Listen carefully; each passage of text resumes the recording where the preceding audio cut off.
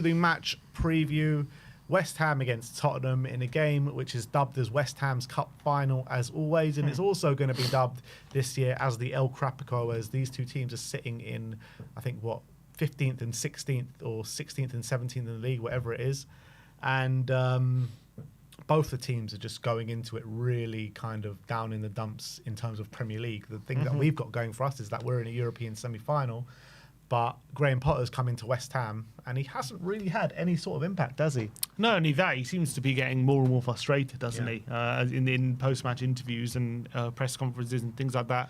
He seems to be seeming more and more lost for ideas, and he seems to be losing his cool a bit, where he's usually quite ill-mannered, a kind of calm guy who doesn't really get too emotional.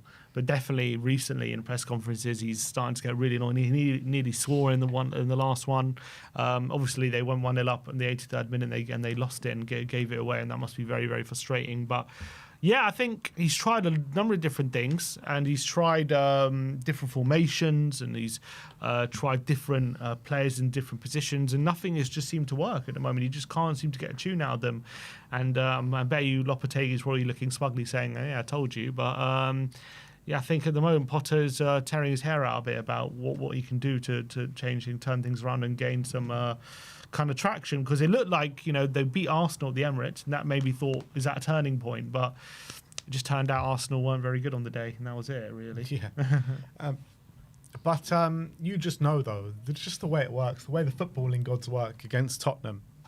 West Ham will be on this form, and on this one day where it doesn't really matter too much for Tottenham, where it's all about kind of conserving for Thursday and building up for Thursday, it will all just probably click for West Ham on the day. Yeah, I think one thing you've got to give West Ham a bit of credit is that they've definitely they're not playing great football, but maybe it's because of how they were playing under Lopetegui, but their counter-attacking is a bit better when they're in that kind of mode.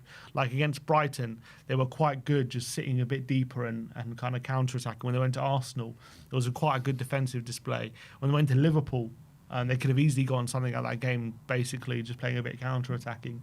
So I do envisage them playing fairly similar to that, maybe against us, just sitting in, giving us the ball and trying to exploit us on the break with Bowen in behind and people like that. How do you expect the mentality of Spurs going into this game? Because we've seen a bit hit and miss, recent weeks in the Premier League, full of individual errors. That's what's been a constant in these games. But some games we've been up for it. Some games we haven't. With the game, can't get as big. I mean, much bigger than Thursday. You know what I mean? They're getting bigger and bigger as they progress. Obviously, do you feel like Spurs, the team on the pitch, are going to be fighting tooth and nail for the team, or do you think it's just going to be whatever? Thursday is where it's at. Yeah, unfortunately, obviously I don't think I'm going to consciously throw the game, but with the game, first of all, the short turnaround and the fact that we got such a massive game on Thursday, all the players are just going to have half an eye, even if they're not 100% involved and stuff. It's just natural, and I think I see. I think there'll probably be quite a few mistakes. I think obviously the back line, the back two anyway, Danto Davis haven't. I guess the partnership when they came on against Forest was not bad, but by and large it hasn't been great when them two have been together. Gray is the sitting number 6. Is he going to get bullied by the likes of Paquetá and Ward-Prowse and Alvarez and Kudus and people like that? I think for sure we know we've got bigger fish to fry, unfortunately. Well, it is fortunate that we have bigger fish to fry, but I think one of the consequences of that is games like this will be falling by the wayside. And I wish you never have said that. What? Bigger fish to fry. It's all in our hands. Shouldn't have said anything. I think Thursday's bigger for us. It's just natural. Why wouldn't it be? It's obvious. And I think as much as it's a derby for both sides, obviously it's much bigger for West Ham. And they know that, this is basically one of their few chances left for them this season just to bring some joy to the fans. Yeah. Now, if we didn't have this Europa League game, you'd probably say something similar for us. But we do. So whether we win or obviously we win it and we can do one over, it'll be a nice day. But ultimately, what we really care about is Thursday, where for them this is their biggest game of the season almost because they got nothing else. It's true, but I think even probably West Ham fans are going into this game being like, yeah, it's West Ham against Tottenham. Yeah, like in terms of rivalry, it's a big game, but probably I think this is probably going to be the quietest stadium West Ham Spurs that we've probably seen. I don't think either fan base are probably up for this one. Probably, but I would say West Ham probably just a bit more because this is all they've got left. This is all that, like, they've got nothing else this season. So this is going to be the biggest game until next season. Whenever they play a big game next season. So this is all they've got to shout about. This is all they've got to give the fans. So if Potter wants to try and start getting some fans on side and start getting results, it starts with putting in a good performance in this kind of game. This is a really good way to do it. And what I envisage is probably a game similar to maybe like the Arsenal game where they get their goal. They get a goal from a set piece or something. Just we make a mistake and they score, and then it's kind of just them sitting in, us huffing and puffing without really showing much intent or urgency. Never really looked like scoring, and West Ham seeing it out. Like I just see a bit of a drab game happening on Sunday. But if they do get a win, that's still like a really positive day for their fans, for West Ham. The reality is with West Ham, to be fair to them, like I know they've been poor all season and definitely under Potter. But if they do click on any given day, they've got some quality there in their forward line with Mohamed Kudus, Lucas Paquetá, Jarrod Bowen. And I think the players like Jarrod Bowen have never really kind of dipped their standards throughout the season. I think Jarrod Bowen has been like a constant throughout. But they've got some real quality in that team. Which is why it's so frustrating they are where they are. Because I think, for them, not for us. But I think I predicted them, I think, in the top 6 before the season because I saw the quality they got. I was like, that's some serious talent there. And I was looking at their team, I was like, there's not really an area of the team or an area of the squad where I'm like, wow, that's really bad. They've got good players all over the park, especially that forward line. Kudus and Bowen can get into a lot of top 6 teams. Paquetá, heavily linked to Man City. Todibo, heavily linked with a lot of top European teams. Wan-Bissaka is a good right back, That Paquetá, he's such a good player, man. He's on incredible. His day, he is really an incredible player. And I'm just thinking about how the hell did West Ham get a player like that?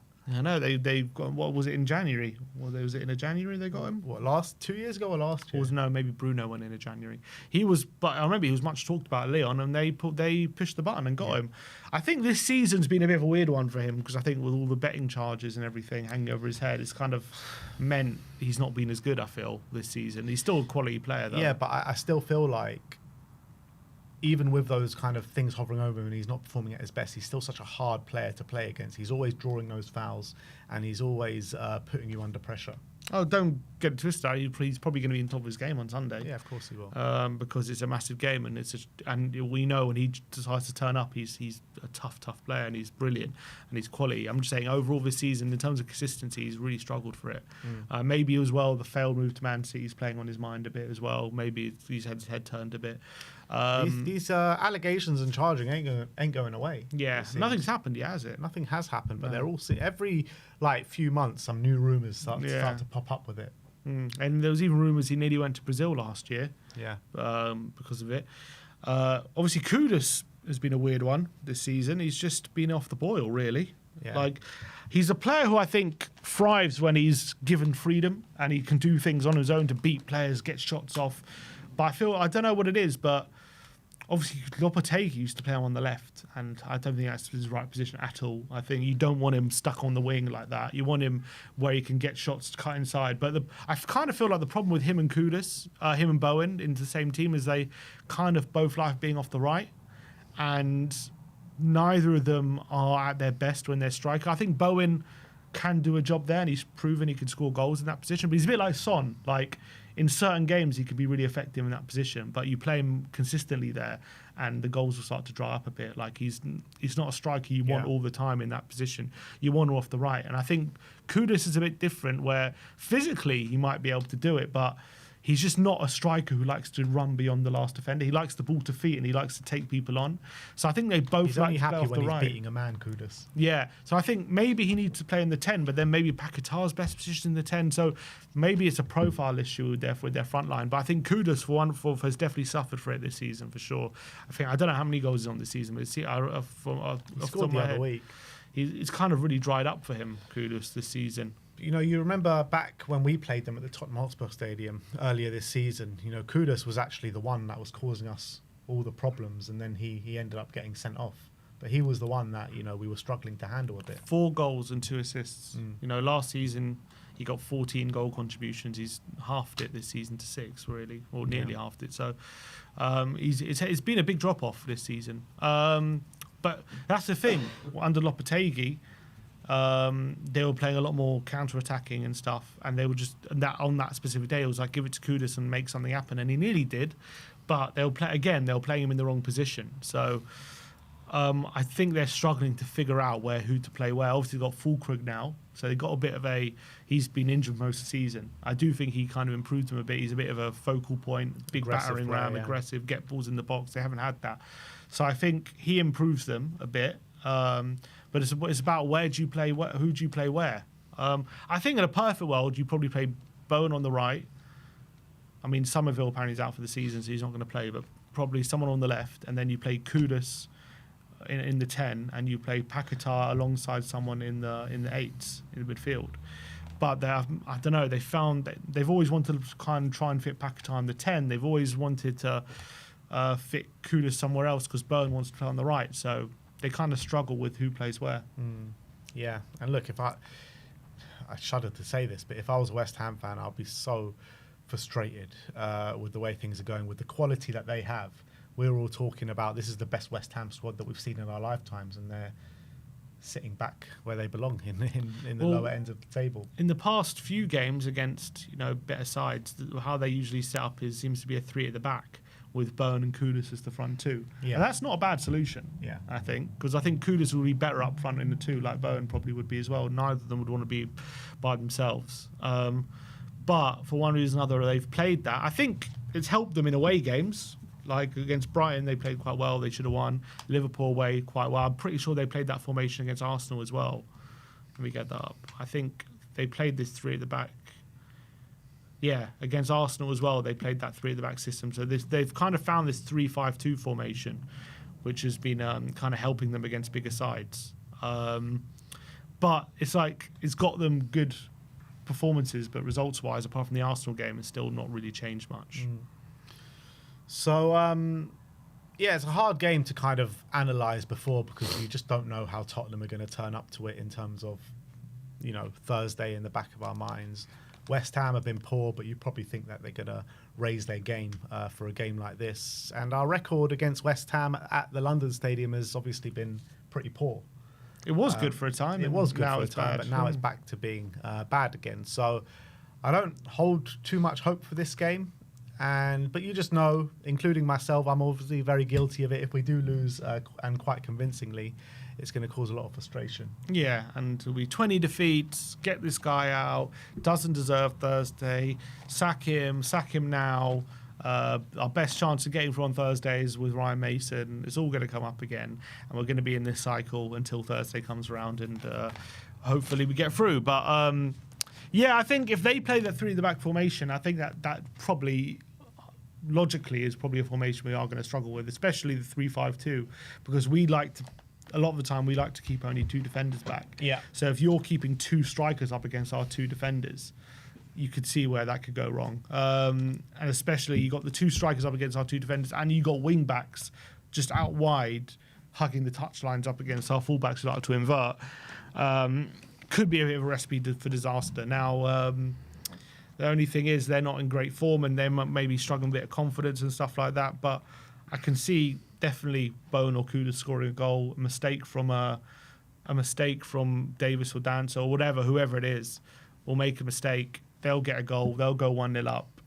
The only chance we have of getting a result is maybe getting a goal, the first goal. Maybe it starts to sound a bit toxic there, and they start to go into their shell a bit, and that's maybe the only real opportunity I see of us getting a result. But if they take the lead and get the crowd on their side, it's only one way this game is going. Yeah, and when you're looking at our games from now to the end of the season, you've got West Ham, Palace at home. We've got another away game, Villa away, and Brighton at home. Those 4 games left of the season. I mean, this is probably our most winnable game out of the last 4 games, isn't it? Yeah, for sure. Especially if we win on Thursday as well. But even if, I mean, on paper, it's definitely the most winnable game. 100%. They're the only team we're going to face who's below us. So if we don't win this game, it's hard to see us winning any other game. That's the reality. But I just don't see it. I don't see us winning many games. But look, if we win on Thursday, I'm not going to be too bothered by it. But we have to win. If we don't win on Thursday, then all hell's going to break loose, and it's all going to be like all this pain, all this suffering, all these defeats is going to be for absolutely nothing. And it's going to, if we look, it's so weird. This could be potentially our best season, potentially one of our best season, or if you could call it our best season in our lifetime if we lift that trophy. Would you say it is? If we lift that trophy, it's our best season in our lifetime. It's definitely going to be the best moment. Best moment of our lifetime, that's for sure. I don't know if you can call it season, just because of the way the Premier League is. You wouldn't call 2008 our best season, I guess. No, but definitely best moment. But sure. It's either our best moment or it's our worst ever season in our lifetime. Yeah. It's so. But how weird is it that only Tottenham are like down to a few games? Whether it's a great season or a bad season, it's like, how can that? Usually, it's determined by the whole season whether it's good or bad, but it's down to a few games whether it is for us. There's so much hinging on just a knife edge around this season, the manager's future, the fans' feeling towards the season. Just like everything hinges on this game on Thursday, and then hopefully a cup final. It's all it hinges on. So, look, as much as I'm going to sit here and say like this game on Sunday don't matter and the rest of the Premier League games don't matter. Remember that on Sunday at 4 p.m. You know, exactly. That's what I was about to say. You know, when the game comes round and you're sitting here, I'm sitting here in the watch along, you're there in the stadium. It all matters because you just want to see Tottenham. You just want to see Tottenham perform at the end of the day, and that's what fans live for. When you're watching the game, you're invested in it. Otherwise, what's the point watching? You know, once the game comes around, all of a sudden can we get up to 13th maybe if we win or something, whatever it is we'll get to if we win. Like all of a sudden, lofty heights of 13th. All of a sudden, you get invested and you think, take good momentum into Thursday, all these different things, and then once the game starts, well, usually goes to shit. But it's been, it's been a hard watch. It's been a frustrating watch throughout the season. And it's probably going to, I envisage something similar on Sunday. And it's not me being all negative and saying we're rubbish and all that kind of stuff. It's more just about this is reality. Even if we were having a good season and we were, near the top of the table, it would be understandable if we took our eye off the ball in this kind of game. And I think the same goes for Arsenal going into the game on the weekend. It goes to the same with Manchester United going into the game on the weekend.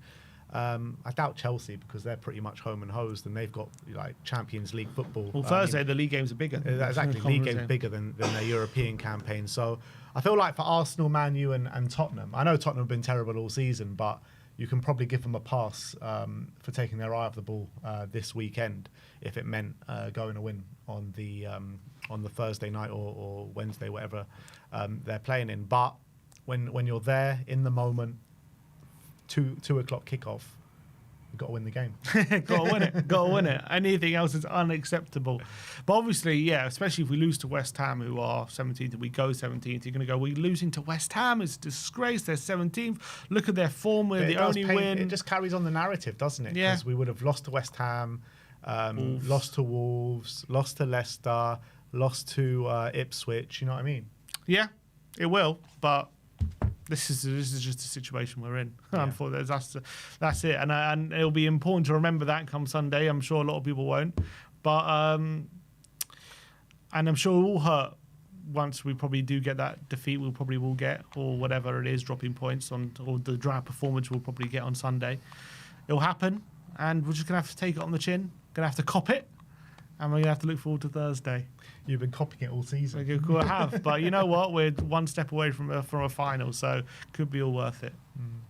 All right, so score prediction. 1-0 West Ham. 1-0 West Ham. I'm going to go for 1-1. I'm going to say Spurs take away something from the London Stadium. I'm hoping for anyway, because I'm going to be here on the watch along with Ash Matic. And Sim is going to be going into the depths My favourite stadium. of East London. Oh, how I love it. Stadium. How I love the East London Stadium. I can't wait. I've got my binoculars at the ready. Yeah, you got them ready, yeah? Yeah. All right, brilliant. But that's it from us today. I'll see you back here on Sunday, just before 2 o'clock, for the watch along with Ashmatic. But thank you, everyone, for keeping with us for this 2 and a bit hours. We'll see you all soon, guys. Like, subscribe, and comment. And as always, come on, you Spurs.